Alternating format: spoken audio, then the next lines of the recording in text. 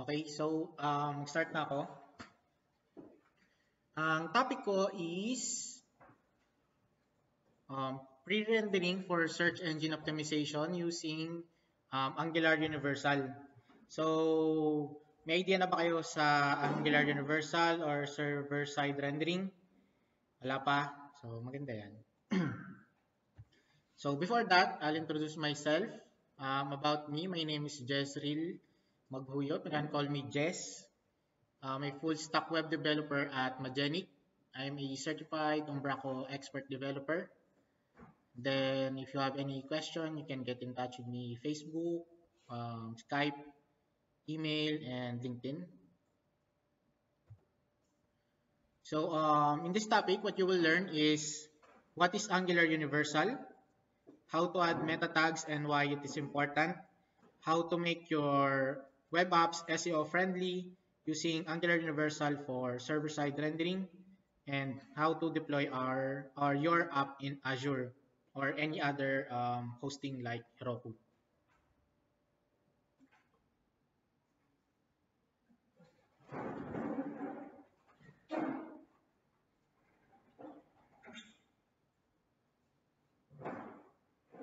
So, madali lang man yung makakahabol.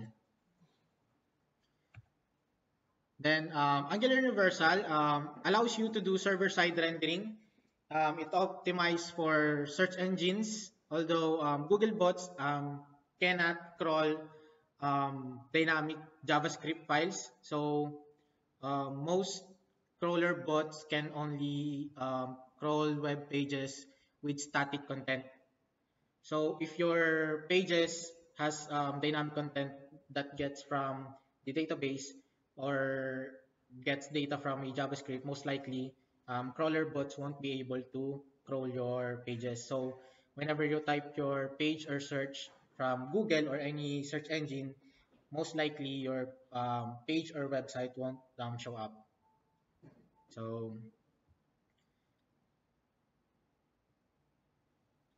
it ensures that Facebook, Twitter, and all other social media apps correctly displayed using preview image of your app. So when you copy the link, paste it in your social media like Facebook, you'll get a title, description, and then a default image. So you're familiar with that. So it is the idea that you can run your Angular entirely on the server side with Node or ASP.NET, and then render the entire site or the state of the application out of a string and then serve it to the server. So what actually happens is um, using server side or server side rendering, it renders your page on the as a string static content. So everything that your data of your page is already served static. And then when the user interacts with your page, Angular loads on the background. Then while Angular is waiting for it to finish to load, your server side will be the first page that will show up. And then server-side rendering has a library called preboot.js. So what it does is It records all the interaction that your user does. So, for example, if you're familiar with Google Docs sheet, so pag nakita nyo, pag nag-load siya, naka-freeze, tas lahat ng button by default is naka-disabled. So, by default, may nakikita na kayo na page. Pero wala pa kayo nakikitang, or wala, usually yun yung approach na hindi mo na kayo i-allow na mag-interact. Pero for those site na pwede mag-interact or mag-click ng button, mag-search, mag-click ng drop-down, Preboot.js helps with that. So what it does is it records the user action. So let's say for example, this is your page, and then user click this, then they expect this to be loaded on the next page. So habang naglo-load yung Angular sa background, kapag kinlik to ni user, wala pang mangyayari. Pero nire-record na ni Preboot.js yung action na yon. So kapag nag-load na yung Angular, alam niya na kinlik mo to. So tsaka niya iti-trigger yung behavior niya na yon. So everything na ginawa ng user, nire-record yon para i-serve later. So ang benefit nun is your user won't be seeing a blank page while waiting for the entire site to load. Kasi meron na siya nakitang default. Yun nga lang, hindi pa siya ganun ka-interactive. But still, he can do, or they will be able to do things which is recorded. Yan. So it is updated to make all the static things in that rendered HTML becomes live and interactive. When do we consider using Angular Universal? When our website is out to the public. So if we care about social scraping, yung, for example, yung Facebook, Twitter, Instagram, yan. If you want our page to get crawled by search engine bots, or if you want your application to be searched on Google, Yahoo, Bing search engines. If we care about performance, kasi nga, by default, mabilis siya. Kasi naka-rendered na yung static content rather than waiting for the entire app to load. So sample sites that needs to be SEO friendly, e-commerce sites, for example, Lazada, Amazon. So, syempre dynamic yung data nila. Yung mga item na binibenta nila is dynamic. So, for example, gawain sa Angular. Kunyari, bibili ka flashlight sa Amazon. Paano mo siya ma-search sa search engine if hindi siya crawlable? So, ibig sabihin, pag search mo yung flashlight sa Amazon from search engine, walang lalabas kasi hindi siya na-crawl ng bots ng search engines. And portfolio site. So if you're like a artist or have pictures, galleries, yon. Services site. So mga IT services, yon. Yung lazy loading is already supported. Medyo luma na to. So meta tags. So this is an example of an app that doesn't have a, or doesn't use Angular Universal. So it doesn't have a server-side rendering. So when I paste the URL on Facebook, nakuha niya lang is yung title, and then since wala siyang nakuhang ibang details, kinuha niya lang yung link, then lagay niya doon as description. While on the other side, this is this using this same website, but I integrated Angular Universal. So as you can see,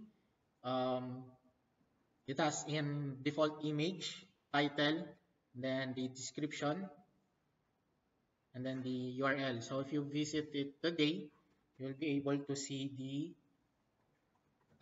site. So I'll give an example.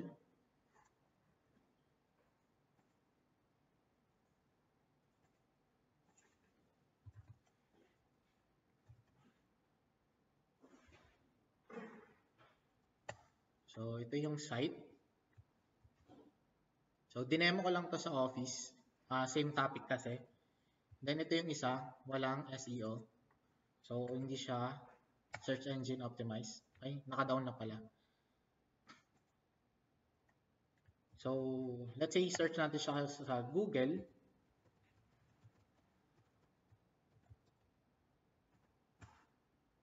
So, makita nyo, may lumabas na data. So, yung isang example na pwede is yung app na dinownload nyo ngayon. Pero ito yung version na walang server side. So, pag search natin sa Google, so wala. So, ganyan din yung nangyari dun sa isa. So, nag-reload lang siya. So, by the way, itong data na to, kaya siya ganyan kasi dynamic to. Galing to sa API. So, ito kasi mga static content. So, sinet ko lang yung title, sinet ko yung description, which is static, which is we expect na mag-grab kasi static nga. But this one, when the page loads, it gets data from an API. So, dynamic yung title and dynamic din yung content. So, tinest ko lang if mag-grab siya. So, apparently, working siya na ganun. So, same logic applies if dynamic yung data nyo for items, products, mga ganun. Okay, may question ba? So, naglag. So, meta tags in HTML. Meta elements are typically used to specify page description, keywords, author of the document, last modified, and other metadata. The metadata can be used by browsers how to display content or reload page, search engine keywords, or other web services. So, yun yung mga typical na pinagagamitan ng meta tags. So, meta tag in Angular is a service that can be used to get and add meta tags. It was introduced in Angular 4 major release. So, this is the properties that you can use with meta tags.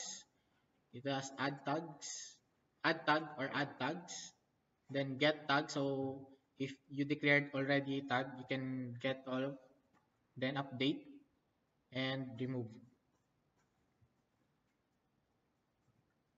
So, if you go to the official Angular document, you can see the meta tags in Angular there. So, how do we use the meta tags? So, this is the simple or typical setup for the meta tags.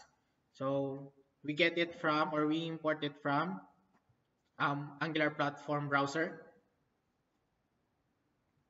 Then, we add the dependency injection in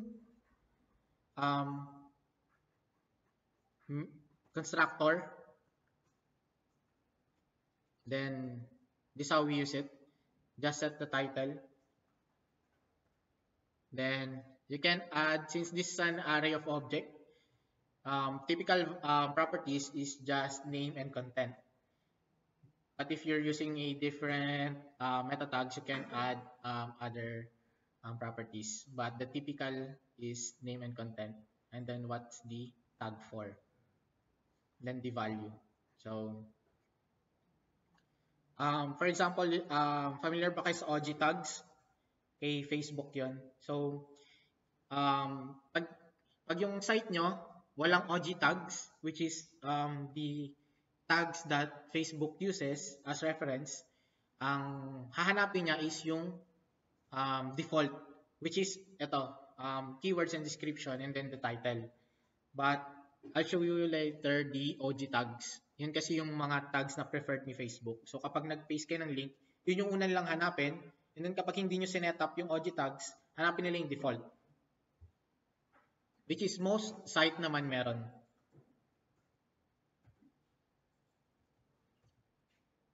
So see the difference between the one with meta title. So, hindi ko nakita. Nagreklamo. So, you can see the difference. Ito yung page view. Then, I added here the meta title. Nagbago yung title niya from here. Then, sa page view. Then you can also see the meta tags, the other meta tags.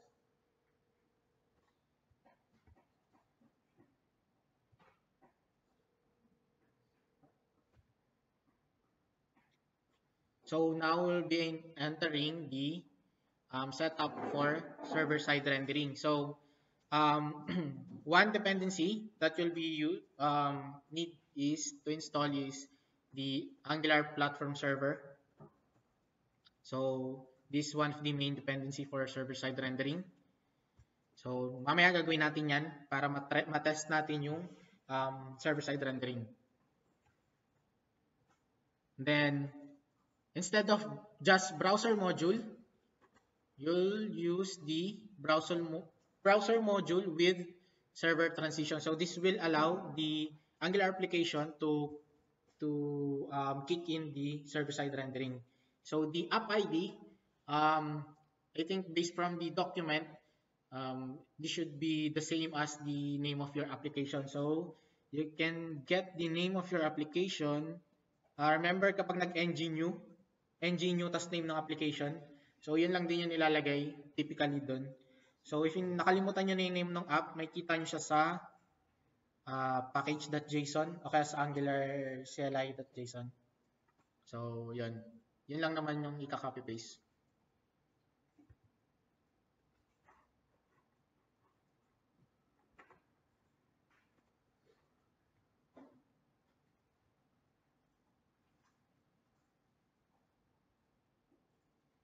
So one thing that we need to also create is app server module. So by default, when you create a Angular CLI application, you will have a app module. So that contains the app module and then the app content. But for the server side, you will have to create a separate one, which is yan, app server module inside of the app folder. So, yan lang yung typical na setup. So, yan, naglagay na ako ng mga notes.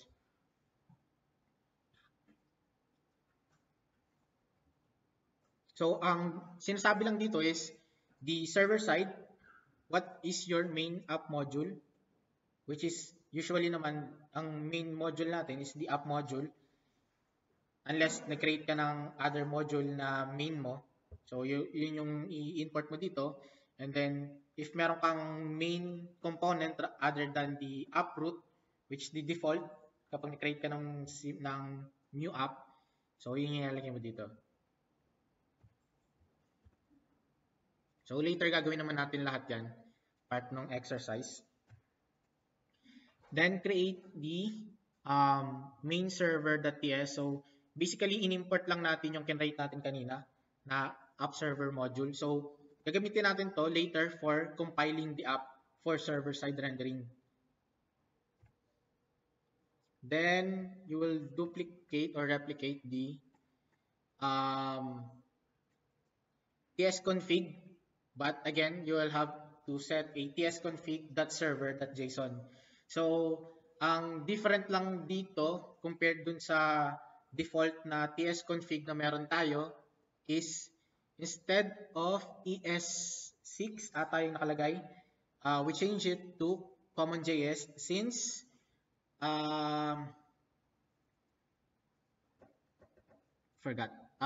CommonJS since Node can't read the ES6 by default. Then, we just added the entry module, which is yung kinrate natin na app server module. So, yung folder, file name, and then the name ng class na module. So, yun lang yung so madali lang siya tandaan.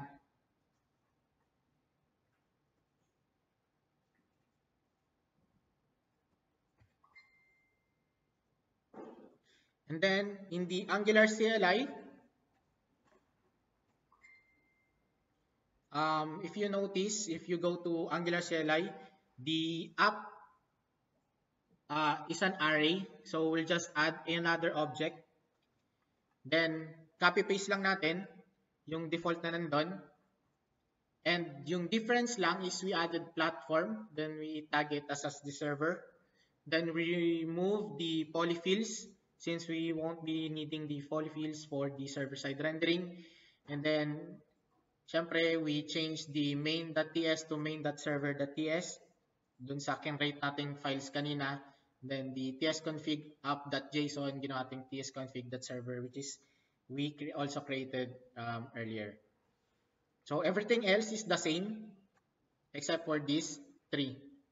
Then the out directory by default is this, but we change it to this slash server. And then dun sa default, instead of this, ginawa natin, gagawin natin yung this slash browser. So merong separate folder for the static content or yung typical Angular app nyo na nasa loob siya ng browser folder, and then for the server-side rendering, nakaseparate siya sa loob ng server folder. Questions? Wala naman? Sige. Hindi na natin ito gagawin. Meron akong kinrate na bago. So ito yung typical na setup ko before, pero medyo meron akong mas simple. Kasi ito, hindi pa default yung AOT. Familiar ba ka sa AOT? So since Angular 5 or 4 ata, AOT is the default build for Angular apps, which is ahead of time compilation. So sa Angular 2, ang ginagamit natin na compilation doon is just-in-time compilation. So nagko-compile lang yung app natin on the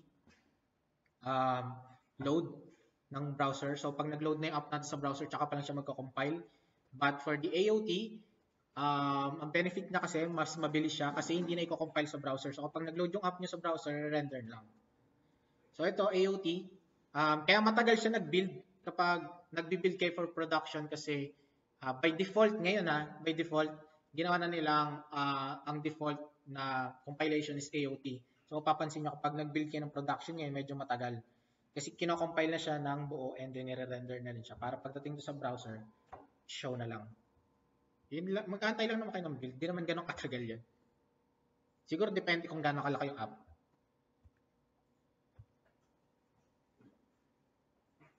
So, yan. Familiar naman na kayo dyan sa building.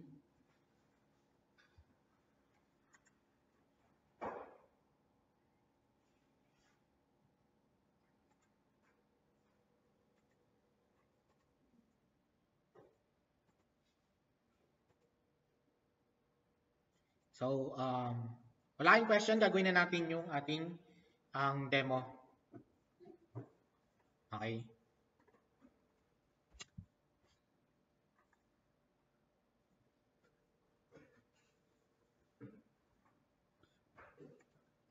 So, if you're ready, just open your app.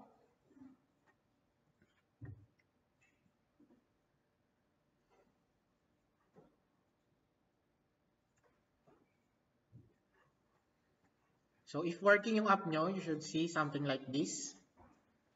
So, okay naman lahat, no? So, tingnan natin kung pare-pares tayo ng mga pages. Then, merong home, vision, events. Paki-check na lang if lahat ng yan is working. So, hindi ko na inartihan yung laman ng iba. Basta may content lang. Then, inspect natin kung ano yung laman ng mga files.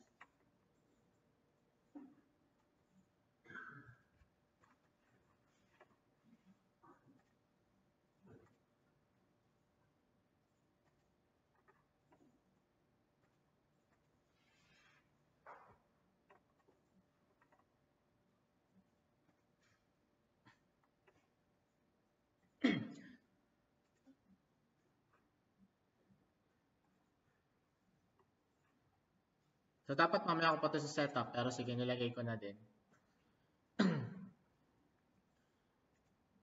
Simulan natin sa event lang. So, yung iba naman dyan, pare-parehas na lang na content. So, kung makikita nyo, ginamit natin yung meta tags sa loob ng events component.ts. Then, kagaya dun sa example, sinet lang natin yung title ng page. And then, ayun, nag-add ako ng OG tags kasi by default yung ginagamit ko for Facebook. So, Facebook. So, bakit update yung nilagay ko dito instead of add? Kagaya dun sa example. Ang typical na setup ko kasi is sa entry component or sa default app component, dito ako nag-add ng mga typical na tags. And then dun sa mga pages na magre-reuse ng mga meta tags na yon, ina-update ko na lang. So, if ever na walang meta tags yung page, at least, since nakasetup siya dito sa app component, ito yung magiging default na meta tags niya. So, ang nangyayari kasi, hindi siya ganun ka-smart yung meta tags. So, kapag ka nag-add ka ng author dito, tapos nag-add ka ulit dun sa ibang component, so pag browse mo dun sa page na yon, dalawa na yung magiging author mo na object. So, pwede mong gawin doon is, meron tayong property kanina ng meta tags na get, di ba? So, pwede mo i-get yung isang tag or pwede mo i-get yung all. So, naisip ko kasi parang, hindi ko rin alam kung ito yung pinaka smart na setup, pero ang pwede sigurong gawin doon is, get mo all, then check mo if existing na yung i-add mo na meta tags. So, pwede nyo gawin na ganun, or pwede nyo rin gawin yung ganitong setup na since ito naman yung typical na nilalagay nyo sa mga page, nilagay ko na lang as add sa entry component and then i-update na lang dun sa mga ibang pages. So, pero pwede din yung i-get nyo, tapos check nyo yung i-add nyo na tags kung existing na ba. Kapag existing na, update nyo. Kapag hindi, i-add yung gamitin nyo. So, yan. So, OG tag. So, lahat to puro Facebook tong mga to. So, ito yung mga typical na HTML tags lang talaga. So, ito below is Facebook preferred. So, iba din yung sa Twitter. Meron silang sariling tags. So, kagaya na Facebook, if hindi nila makita yung sariling tag nila, hanapin nila yung default. So, wala namang kaso yun as long as meron kayong default. Or else, wala talaga sila makikita. So, yun lang. May question ba kayo dun sa setup? Wala naman. Okay, so.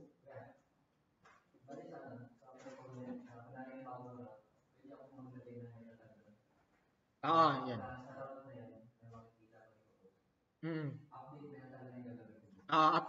Update na lang.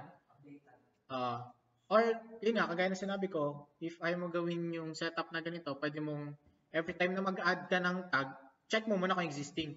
Kasi before ganun ginawa ko, nag-duplicate lang yung mga tags. Kasi akala ko, automatic niya, kapag existing na yung tag, kapag nag-add ulit ako ng same meta tags, akala ko i-update niya. Kaso, dinodoble lang. So, hindi kasi for SEO, hindi yon advisable na duplicate yung mga tags nyo. So, yun. Gagawa tayo ng isang page para lang matest natin yung pag-add ng meta tags. Ano ba yung wala tayo? Gawa lang tayo ng about us na page. So, type lang natin ng g. So, ang ibig sabihin nito is ng tapos generate yung name ng file which is about-us. Ay, mali. So, ng generate C for component or pwede nyo ring buuin yung word na component. Pero since lazy developer tayo, ng tapos space.c, then space name ng file name, and then --m kung saang module natin ipapasok. So, app.module.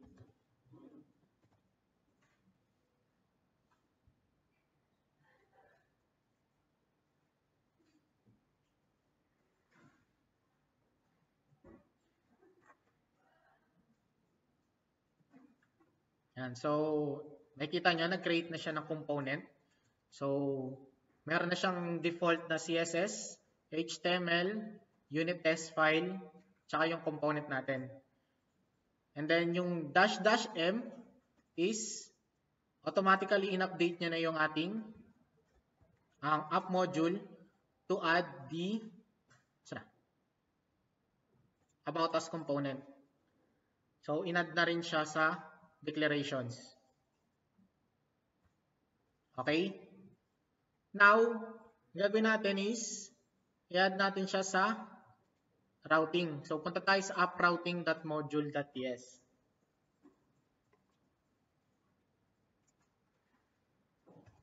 So, mag-i-import lang ako. I-import lang natin yung about us component para magkaroon siya ng sariling route. So, that about us component. Okay?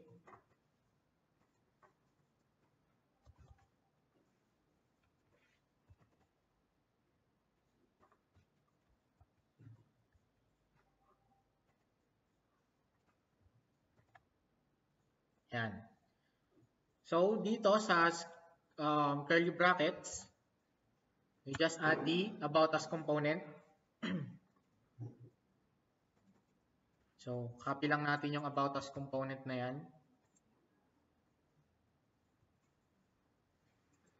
Then, we'll add another object of path or route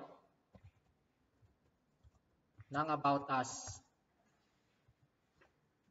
Then, we set the component to about us component. So, let me know na lang if okay na kayong lahat before ako mag-proceed.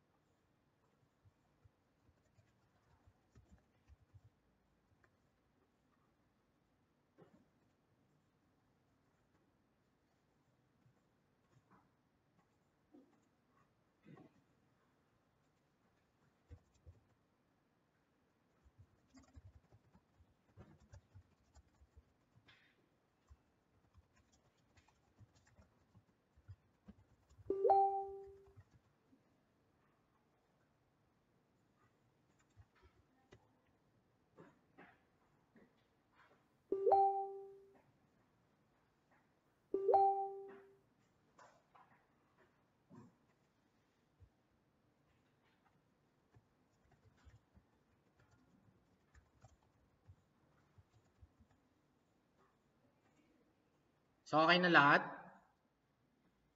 Okay, so,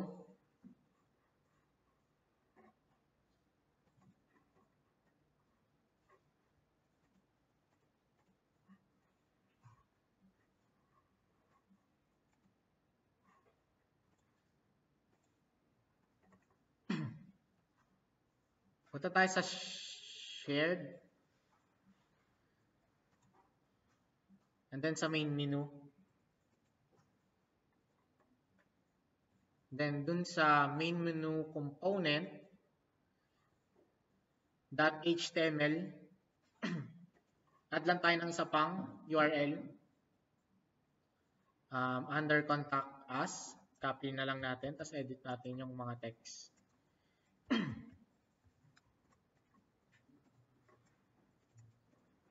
So, remember, kung ano yung name na nilagay natin dun sa route, ganun din dapat yung nakalagay dito.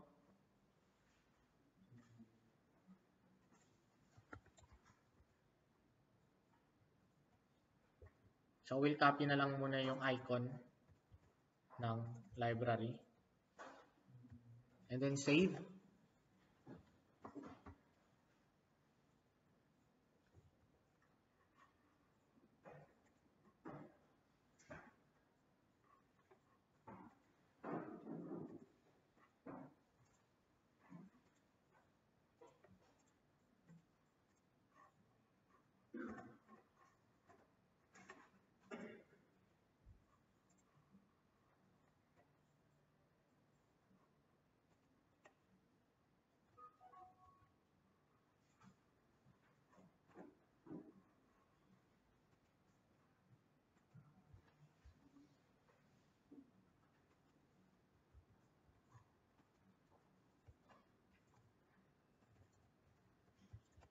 So, tapos na kayo?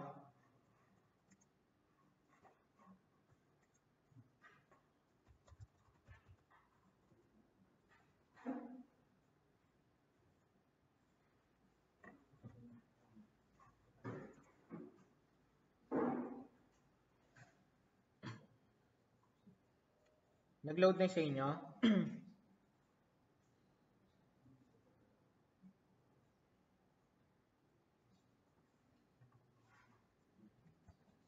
So, after nyo mag-save, dapat automatically magkakaroon ng another URL dito for About Us.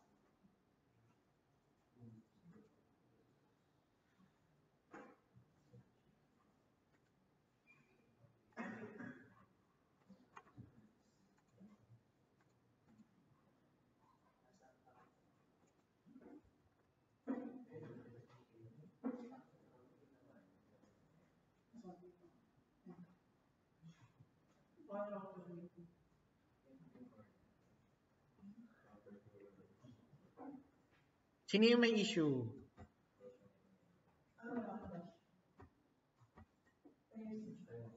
Lumabas siya About Us? Ha? Sa'yo? Kanina pa? Anong Angular mo?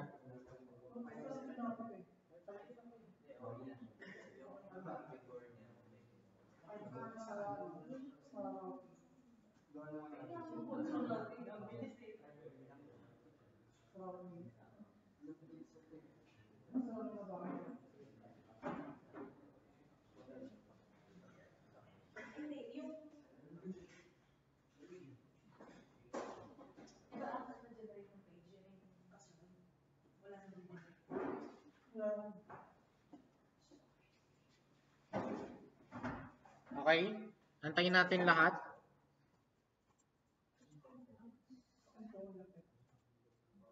So, meron bang lahat about? So, pag-click natin nun, dapat may About Us works.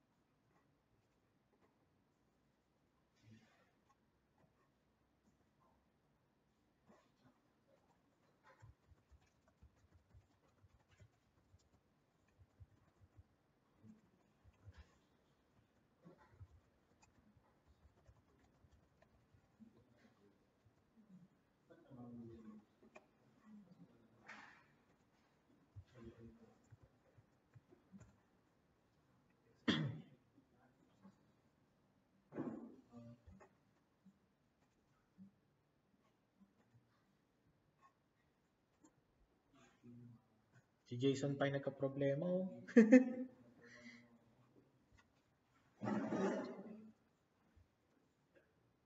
Sino pang hindi nag-work yung ano? Anong issue?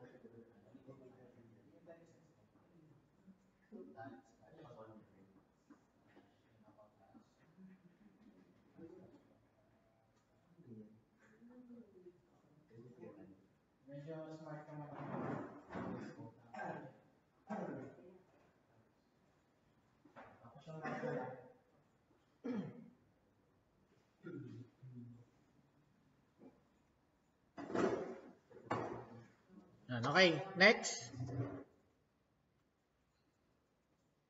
So now na meron na tayong bagong page, we'll add yung meta tags.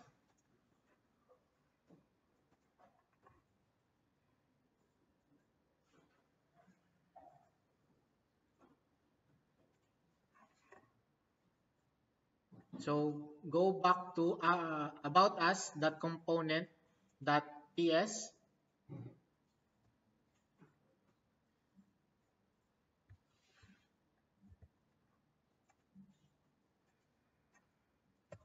Then sa component, import natin si meta tags and title from Angular platform browser.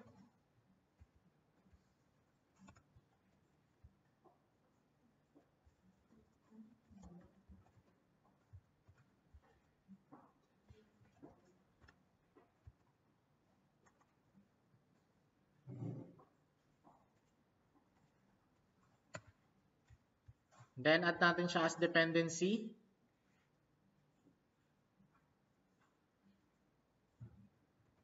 So public meta, comma, title, public title.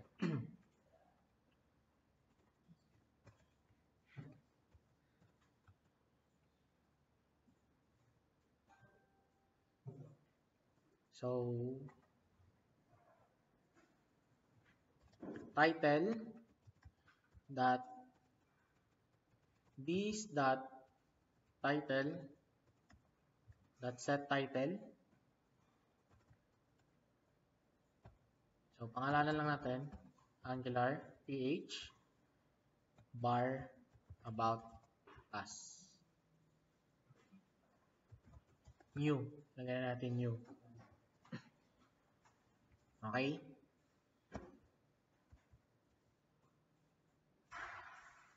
So balikan natin muna yung wag muna natin i-save. Pero kung na-save nyo, okay lang. Balikan ko muna yung akin. So notice nyo, nasa about us ako. Pero yung title ko is homepage. So by default, kagaya na sinabi ko kanina, ang nakasetup sa app component is homepage. So since walang nakasetup dito na meta tags, ang ginamit niya is yung default or kung yung from what I know kung nasa ang page ako. So kung babalik ako ng about us. So kung nasa ang last page ako, yun, hindi niya na in-override. So kung galing ako ng mission vision, nagpunta ako about us na walang meta tags, kung ano yung last na meron meta tags, yun ang nare-retain dito. So, bad practice for SEO page na ano. Lalabas kasi yun sa Google as duplicate content. So, hindi yun good practice. Then next, add natin yung meta tags. This dot meta dot update.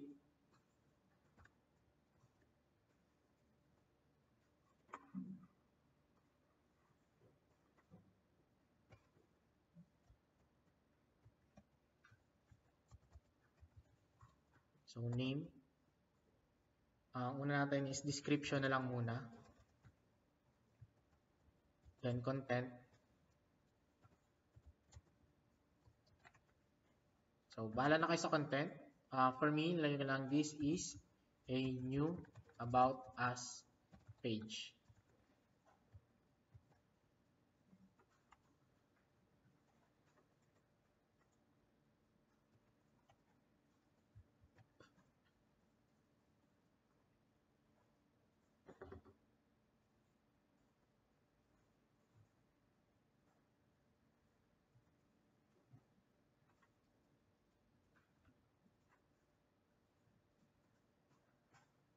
So I'll check. Yan. Nakita nyo, nagbago na yung title. Try ko inspect kung lalabas yung description.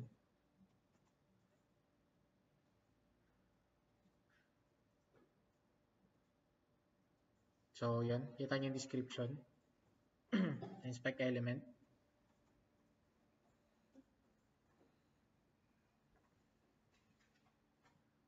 Okay. So ngayon, since nagawa tayong bagong page, mag-start na tayo mag-process ng server-side rendering.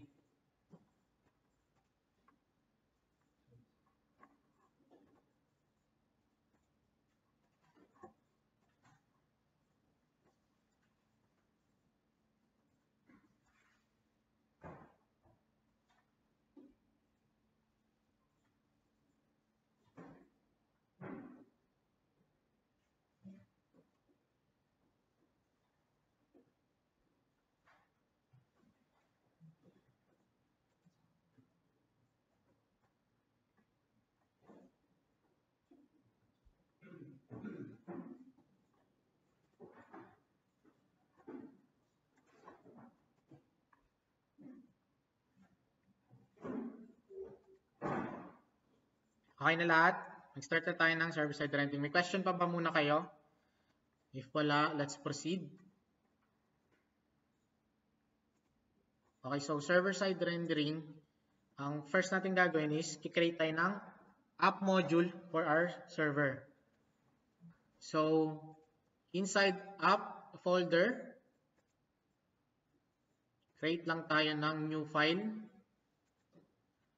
Pangalanan natin app.server.module.ts. Already exist na pala sa akin. Sa inyo din ba? Ayun, so nagawa na natin. So, ito na yung typical setup. So i-explain ko na lang. In-explain ko na pa ito kanina. So, for server side, ito yung gagamitin na module. So, separate yung app module which is for the client side. And then, ito yung app module for the server side. So, basically, sinasabi lang natin dito kung ano yung main module na ginagamit natin, which is the app module. And then, kung ano yung main component, which is app component, which is nandito yung app root na selector. Okay? So, kung makikita nyo naman, alam nyo naman na yan na nasa index.html yun, di ba? Kaya nagbo-bootstrap yung ating Angular application. Yan, dahil sa uproot. So, since app component yung default component natin, ginamit natin yung selector niya.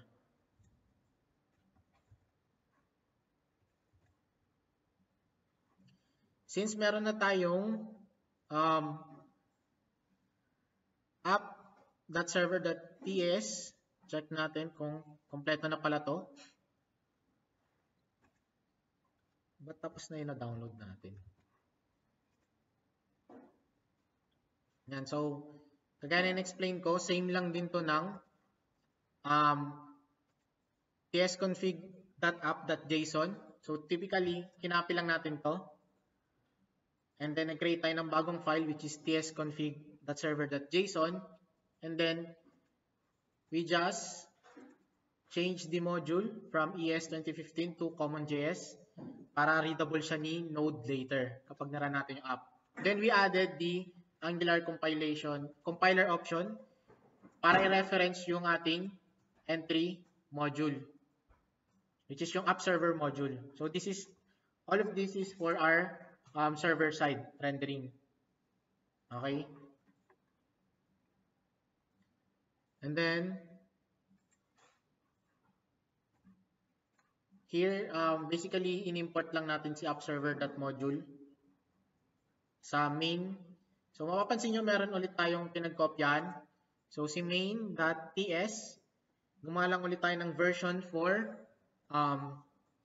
main.server.ts. So since hindi naman natin na kailangan tong ang ibang to, in-import na lang natin yung laman ni app server module, yung kinrate natin kanina. And then one important part is the browser module sa app module. So kung ano yung name ng app, yun yung nilagay natin as app ID. Okay? So yung typical natin kapag hindi server-side rendering is wala yung with server module transition. So this will allow Angular Universal to kick in or to overtake your app. Okay? So as for the setup, okay na tayo. Nagawa na natin yung mga config na kailangan natin. So we go to Angular CLI.json. So most likely nandito na rin yung settings. And so yung default is ito lang hanggang dito. So yung default. So basically kinopy paste lang natin to since array naman siya. So nag-add lang tayo ulit dito sa baba, pero like I explained, we added platform server. Then we remove the polyfills since hindi siya kailangan for server-side rendering. And then everything else is the same except for the files, which for main, we added main.server.ts for server-side. Then for tsconfig, we will use the tsconfig for server, tsconfig.server.json. Okay?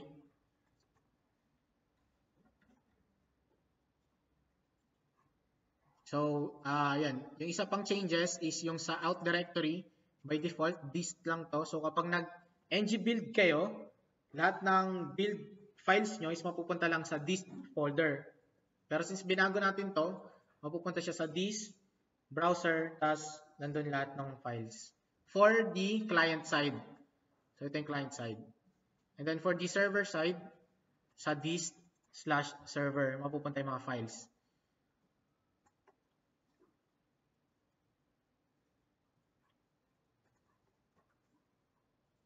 So next is we create a script to run. So explain ko lang per line. So ito yung importante. First part, the build client and server side bundles. Paki-check na lang yung package nyo kung nandun na rin to. Most likely nandun na rin. Okay, so familiar naman kayo sa ng-build. Okay, so same pa rin to, ng-build. Then we will use the production environment for the --prod. And then